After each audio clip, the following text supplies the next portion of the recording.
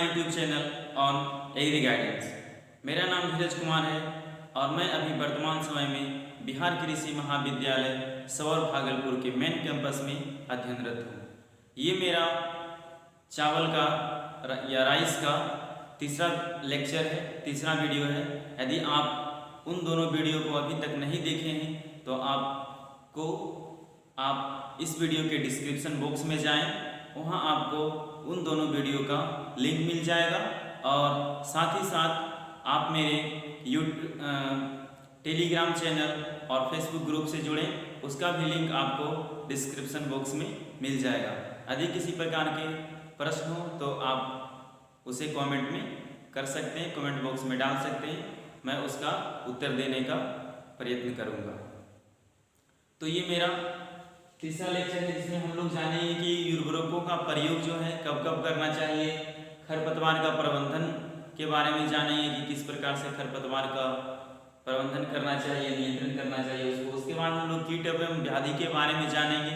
उसके बाद हम लोग जानेंगे जल प्रबंधन के बारे में और उसके बाद हम लोग जानेंगे कटाई, दौनी एवं भंडारण के बारे में।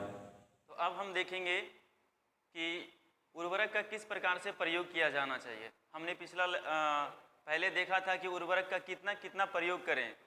कोई धान है तो सुगंधित किस्में है या हाइब्रिड किस्में है या बौनी किस्में है तो उसमें कितना प्रयोग करें उर्वरक का। और अब हम देखेंगे कि किस प्रकार से उर्वरक का प्रयोग करना है। तो उर्वरक का प्रयोग करते समय जितना भी उर्वरक रिकमेंडेड होता है उतना सारा का सारा जो है साल्फेट जो होता है एक ही बार में नहीं दे देते, उसको क्या करते हैं कि अलग अलग टाइम पे देते हैं। तो जितना भी हमारा जो NPK रिकमेंडेड है किसी भी फसल के लिए, वो बौनी हो या हाइब्रिड हो या ऊपरी जमीन के लिए रिकमेंडेड हो, तो वो सारा का सारा जितना भी नाइट्रोजन फास्फोरस और पोटेशियम होता है सारा को हम लोग एक ही बार में नहीं देते हैं।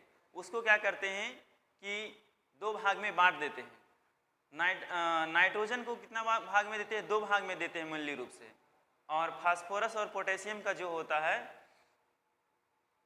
वो हम क्या करते हैं कि जिस टाइम कदवा कर रहे होते हैं फास्फोरस और पोटेशियम और नाइट्रोजन की आधी मात्रा उस टाइम दे देते हैं। और जो नाइट्रोजन की आधी मात्रा बच जाती है वो हम क्या करते हैं उसका प्रयोग जो है बाद में करते हैं कल्ले निकलने के समय में या बाली के समय में। तो यहाँ आप देख रहे हैं कि उर्वरक का प्रयोग जो है नाइट्रोजन की यहाँ पे देख रहे हैं कि नाइट्रोजन की जो है आधी मात्रा, नाइट्रोजन की कितनी मात्रा? आधी मात्रा। और फास्फोरस और पोटेशियम की हम लोग क्या करते हैं कि पूरी मात्रा जो है कदवा करते समय ही दे देते हैं।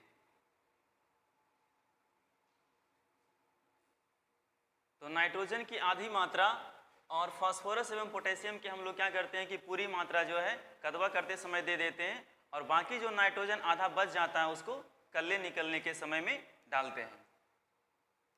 और आधा जो नाइट्रोजन की मात्रा होती है वो हम लोग कब डालते हैं? तो कल्ले निर्माण के समय में। कल्ले निर्माण के समय कहने का मतलब हुआ टिलरिंग स्टेज। टिलरिंग कहने का मतलब हुआ जब हम लगाते हैं तो कितना लगाते हैं? एक धान, अब तो एक पेड़ीवा धान आ गया जिसको बोलते हैं एक ही धान लगाना होता है। तो एक धान लगाते हैं तो उससे क्या होता है कि बहुत सारा 1 से 2, 2 से 4 इस प्रकार से बहुत सारा क्या होता है एक गुच्छा बन जाता है। उसी को हम लोग बोलते हैं कल्ले बनना। या फिर जो एक धान नहीं लगाते तो 2 से 3, 4 धान लगाते हैं तो वहाँ से क्या होता है एक बहुत सा एक गुच्छा बन जाता है। तो हम लोग उसी को बोलते हैं कल्ले निर्माण। तो उस अवस्था में हम क्या करते हैं कि जो आधा नाइट्रोजन बचा हुआ होता है, जो यूरिया बचा हुआ होता है उसको डालते हैं, उसका प्रयोग करते हैं।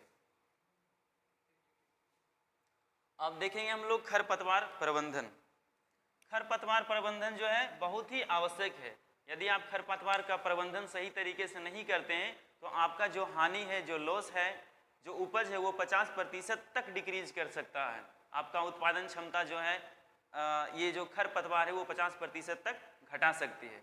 क्योंकि जब आप यूरिया डालते हैं तो वो क्या करता है कि आप यूरिया डालते हैं, फास्फोरस डालते हैं या पोटाश डालते हैं तो वो जो होता है, जो आपका खरपतवार होता है वो भी यूज कर लेता है।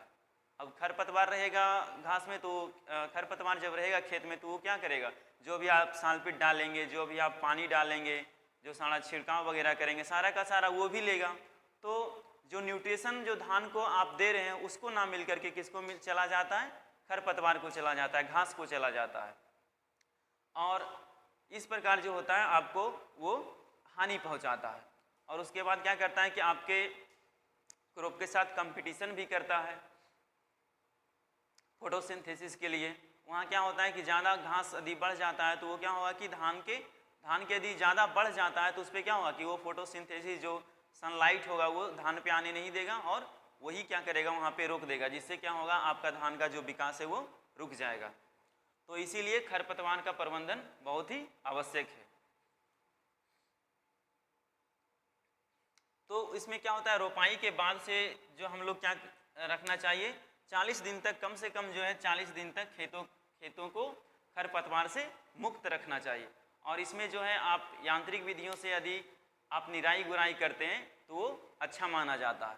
उसके यांत्रिक विधि से जो 20 से 25 सेंटीमीटर तक एक कतार में लगे होते हैं धान, तो वहाँ पे कोनो वीडर का जो प्रयोग करना बहुत ही अच्छा होता है, बहुत ही फायदेमंद होता है।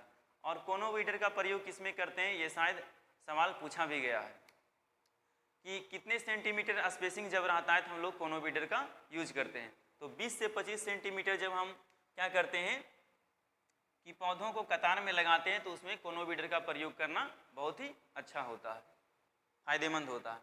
उसके बाद यदि आप रासायनिक विधियों से खरपतवार का नियंत्रण करना चाहते हैं तो उससे भी आप कर सकते हैं। इसमें क्या है आपका ब्यूटाक्लोर या प्रोटीलाक्लोर, इसको थोड़ा सा याद रखें क्योंकि जब आप बीएससी में आएंगे तो वहाँ भी बहुत सारे, ये तो 1-2 दवाई हैं, बहुत सारे दवाइयों को अभी आपको पढ़ना है। तो यहाँ है ब्यूटाक्लोर और प्रोटीलाक्लोर 50 EC। 50 EC का मतलब होता है इमल्सिफिकेशन कंसंट्रेशन, यानी कि जो दवा है उसमें क्या रहेगा कि आपका जो मेन चीज़ रहेगा वो 50% तक रहेगा और बाकी जो है सारा का सारा जो है ये पानी भी रह सकता।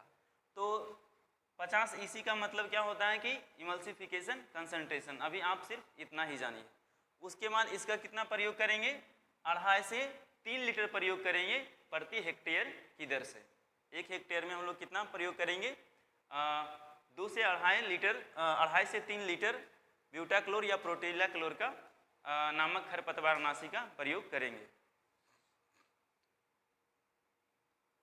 उसके बाद है क्या, छिड़काव करते समय 1 सेंटीमीटर पानी खेत में रहना आवश्यक है। यदि आपके ये तो हाँ, यदि आप खरपतवार को नष्ट करने के लिए क्या कर रहे हैं कि छिड़काव कर रहे हैं तो उसके लिए जो है खेत में कम से कम 1 सेंटीमीटर पानी का स्टेग्नेशन यानी कि पानी का जमाव जो होना आवश्यक है। यदि आपके खेत में पानी नहीं है तो उसके लिए आप क्या कर सकते हैं कि इसको बालू 25 kg बालू में ये ब्यूटाक्लोर या प्रोटीलाक्लोर 50 EC को मिलाकर आप खेत में छिड़क सकते हैं यदि आपके खेत में 1 सेंटीमीटर कम से कम पानी नहीं है तो उस अवस्था में। उसके बाद हम देखेंगे कि यदि हमारे धान में किसी प्रकार का कीट लग जाता है, किसी प्रकार का रोग लग जाता है तो उसका किस प्रकार से हम लोग नियंत्रण कर सकते हैं, या जो भी रोग लगता है वो किस वजह से लग रहा है, किसके कारण लग रहा है उसको देखेंगे। तो सबसे पहले लिखा हुआ व्याधि यानी कि रोग या कीटों से होने वाली जो भी रोग होता है उसका नाम। तो सबसे पहला हमारा है तना छेदक रोग। ये किसके क्या कारण होता है, तो ये होता है आपका सिरपोफैगा इंसर्टुलास के द्वारा। ये जो है अब यहाँ पे लिखा हुआ है उसी को इंग्लिश में लिखा, और आप जानते हैं कि जितने भी साइंटिफिक नेम लिखे जाते हैं उसके नीचे अंडरलाइन किया जाता है।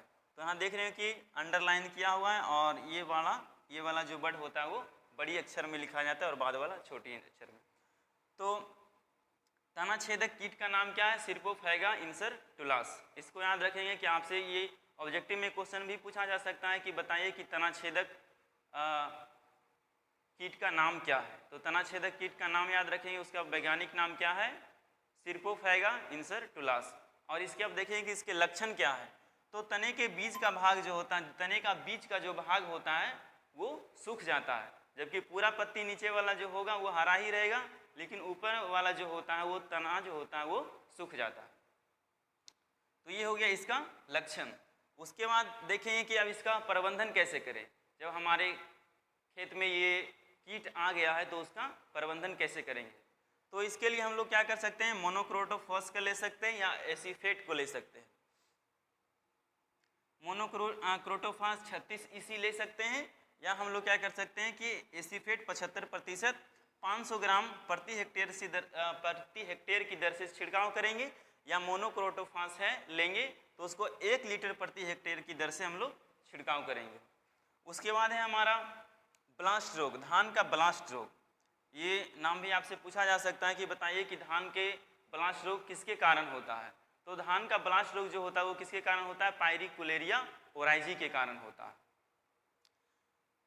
पायरिकुलेरिया ओराइजी, यहाँ भी पायरिकुलेरिया ओराइजी। तो ये किसके कारण रोग होता है, जो जिसके कारण जो रोग होता है उसका नाम क्या है, पायरिकुलेरिया ओराइजी, और ये एक प्रकार का फंगस है। उसके बाद इसके लक्षण क्या है, तो इसके लक्षण क्या है कि पत्तियों के ऊपर जो होता है नाव के आकार के धब्बे बन जाते हैं, और कभी कभी धब्बे के कारण क्या होता है कि धान जो होता है, धान का जो बीज होता है वो भी काला पड़ जाता है। उसके बाद अब देखेंगे कि इसका जो है हम लोग प्रबंधन कैसे करेंगे, या इसका नियंत्रण किस प्रकार से करेंगे। तो इसका नियंत्रण हम लोग क्या कर सकते हैं कि बीजों को उपचार करके कर सकते हैं, ताकि किसी भी प्रकार जब हम क्या बिचड़ा डाल रहे होते हैं उसी टाइम हमको क्या कर लेना चाहिए कि बीजों को सही से उपचारित कर लेना चाहिए। और हमने बीजों को उपचार करने के लिए आपको पहले भी बता चुका हूँ कि किस से हम लोग क्या करते हैं कि बीजों का उपचार करते हैं। तो बीजों का उपचार हम लोग किससे करते हैं, एग्रोसेन GN से करते हैं या सोरेसन से करते हैं। 2 ग्राम प्रति केजी सीड के हिसाब से, यदि आपके पास 1 केजी सीड है तो 2 ग्राम आप उसमें क्या करेंगे, एग्रोसेन GN डालेंगे या फिर आप सोरेसन से डालेंगे, ताकि आपको जो है रोग ये ना लगे। ये हो गया पहले। अब जब रोग लग गया हो हमारे खेत में, उसके बाद क्या करेंगे, तो उसके बाद हम लोग किसका यूज करते हैं, हिनोसान 30 EC का 1 लीटर प्रति हेक्टेयर की दर से हम लोग छिड़काव करते हैं। इसका प्रयोग करने से जो भी हमारे रोग होते हैं वो नष्ट हो जाते हैं। उसके बाद हम लोग देखेंगे कि जल प्रबंधन, कि जल प्रबंधन कब कब हमको जल डालना है, कब कब हमको नहीं डालना है। तो ये जल प्रबंधन भी बहुत ही आवश्यक होता है। तो जल प्रबंधन हम लोग क्या करते हैं कि पानी धान के खेत में हमेशा पानी रहना आवश्यक नहीं है। ऐसा नहीं कि हमेशा जो उसमें पूरा खेत को भर कर रखें। आप बारी बारी से क्या करें कि पहले उस खेत में पानी भर दें और फिर क्या करें 2-3 दिन के अंतराल पर उसको निकाल दें और थोड़ा सा सूखने दें। इसके क्या होता है कि बाली बनने में, कल्ले निर्माण में उसको सहायता मिलती है, मदद मिलती है। और बारी बारी से पानी डालें फिर निकाल दें, ऐसा नहीं कि हमेशा भरकर ही रखना है। और उसके बाद क्या है कि 2 से 3 जब क्या होगा कि परिपक्व बाली निकलने से लेकर के, जब धान की बाली निकलने लगी हो वहाँ से लेकर के हम लोग क्या करेंगे, जब तक वो पूरी तरीक़ा से मैच्योर नहीं हो जाता, परिपक्व नहीं हो जाता है, हम लोग क्या करेंगे 2 से 3 सेंटीमीटर तक जो है खेत में पानी को बनाए रखना बहुत ही फायदेमंद होता है। उसके बाद इसमें एक आती है क्रांतिक अवस्था। तो क्रांतिक अवस्था धान, ये कभी कभी पूछ लिया जाता है कि बताइए कि धान की क्रांतिक अवस्था क्या है। तो धान की क्रांतिक अवस्था कल्ला अवस्था, जब कल्ले हमारा जब निकलने लगता है, जब टिलरिंग स्टेज आता है, तो वही हमारा होता है धान की क्रांतिक अवस्था। कल्ले निर्माण की अवस्था जो होती है वो धान की क्रांतिक अवस्था होती है।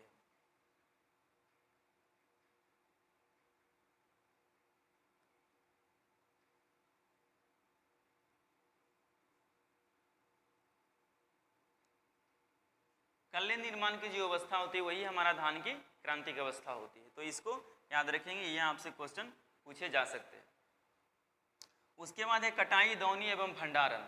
तो कटाई कब करना चाहिए, कटाई जो है जब पुष्प निकला उससे हमारा क्या होता है कि उससे 30-35 दिन बाद जो होती है वो हमारा धान की कटाई की अवस्था आती है। जब क्या करेंगे कि धान में जो धान की जो बाली होती है, जब उसका आप दाना लेकर के कस के दबाएंगे तो उसमें से क्या हुआ कि आपको धान जो है निकल जाएगा। तो उससे पता चलता है कि धान जो है अब कटने के लायक हो गया। बाकी सब जो उसका और भी जो वेजिटेटिव पार्ट होते हैं वो हरे ही रहते हैं।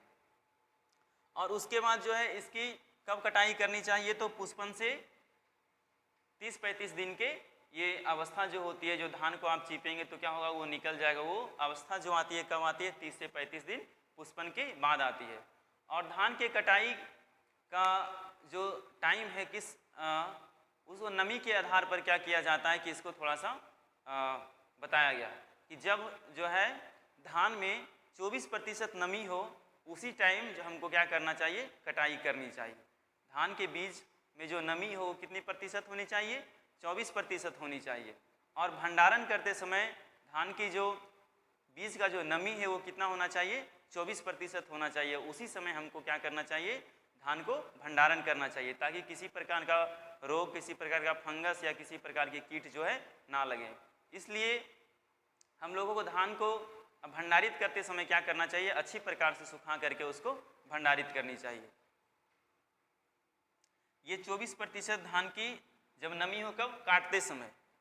ये जो है कटाई के समय। ये क्वेश्चन आपसे पूछे जा सकते हैं कि बताइए धान की कटाई के लिए नमी कितनी होनी चाहिए, तो 24%। और धान के भंडारण के लिए धान की बीज की नमी कितनी होनी चाहिए, तो 14%। तो ये दोनों जो है आप याद रखेंगे। अब ये सारा हो गया। आज पूरा का पूरा जो है हमने धान का चैप्टर जो है पूरा कंप्लीट कर लिया।